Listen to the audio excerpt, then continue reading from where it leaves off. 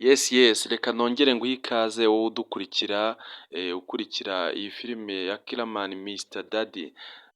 Iyi filime ya My Heart tuyigarutsemo tugiye gutera comment ku bintu bigenda biyikinirwamo kugira ngo tubashe kumva ibitekerezo byanyu se namwe icyo mubitekerezaho. Iyi filime nk'uko mubizi ni filime yibanda mu gukina ibintu byo mu buzima busanzwe tunyuramo umunsi ku munsi, yaba mu mibanire, mu mibereho myiza, yaba mu guhangana, mu kwerekana emotion, mu kwerekana bimwe mu bigenda biranga abantu bagiye batandukanye hano hanze, kandi ngira ngo ubona ko nyine iyi filime iba irimo gukina ubuzima, cyane cyane ariko ifokasinga ku rukundo.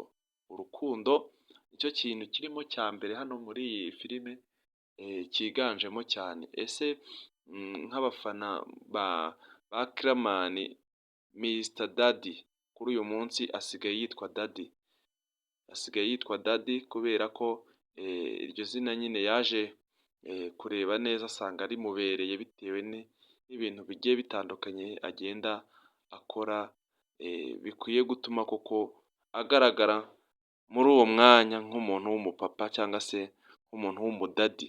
Niyo mpamvu yo kwita iryo zina kuri Kiramani.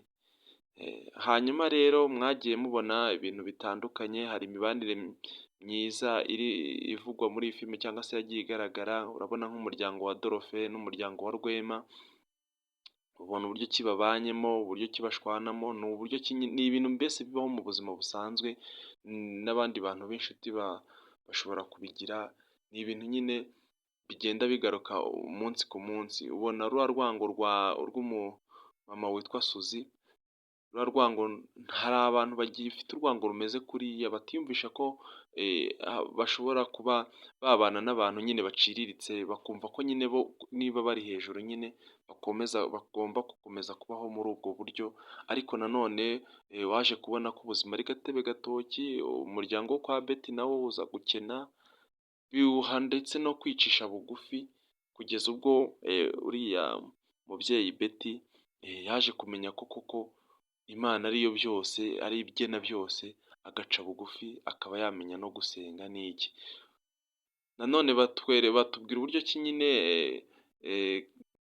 hariya urabona ko harimo ikintu gikomeye cyane, ikintu cy'ubufasha, kuba umuntu ashobora gukena akagera ahubwo banki ziteza imitungo ye, umuntu akemera kugura inzu ye yarangiza akayimuha ngo nayibemo, yagakwiye kujya ayibonamo amafaranga kandi ari umu business, ariko akabirengaho akavuga ati kubw'ubucuti dufitanye iyi nzu nayibemo, hanyuma ubundi abashe kubaho nyine nta muntu umucishije mu ijisho.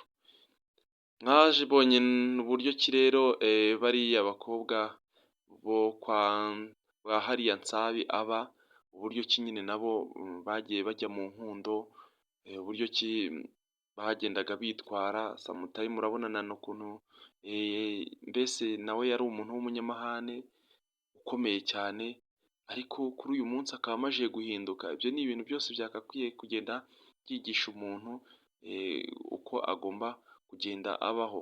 Ubucuti bwa Yannick ndetse n'uyu mugabo witwa Chris, urabona ko nabwo ari ubucuti bukomeye cyane, kuko barafashanya, barizerana, babwirana buri kimwe cyose, kandi bagerageza kuba bari royo nyine, ku buryo ntawe utekereza guhemukira undi byoroshye ku kintu cyamubangamira. Urabona ko kandi urukundo ruvugwamo aha ngaha rwa Yannick na Nyambo narwo ni urukundo ruri special, kuko ni urukundo abantu bakwigiraho ibintu byinshi, kudacika intege, kudahemuka, gukunda umuntu nta kintu ugendeyeho, nta kintu urebeyeho cyo kwitwaza, ugakunda umuntu nyine n'umutima wawe umukunze. Urumva ko aba ari ibintu byiza cyane byigisha umuntu kandi bikagira urwego mbese bimushyiraho cyangwa se rumugezaho mu rukundo, akabasha kumenya uko akundana n'umukunzi we igihe bari kumwe, ibintu nk'ibyo. urabona Willy na Kelly ukuntu nabo bahuye bagakundana ariko nyine bikaza kurangira Kelly nyine atabaye nawe umukunzi, navuga ko nyine akora ibintu bye n'umutima we wose kuko buriya ntabwo yagombaga kwinjiza Chris mu buzima bwe azi yuko hari undi mutipe afite mu rukundo nk'uko yari amutegereje igihe kinini, yagombaga kumutegereza nyine nibyo bihamya urukundo ruri royo, nta wundi muntu ugomba kumwinjirira.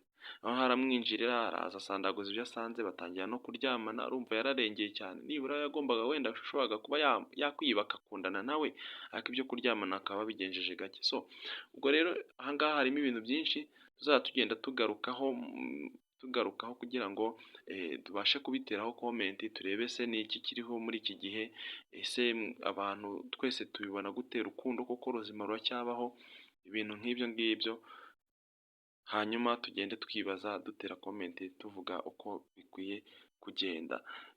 Rero iyi filime yacu izajya igaruka uko bwije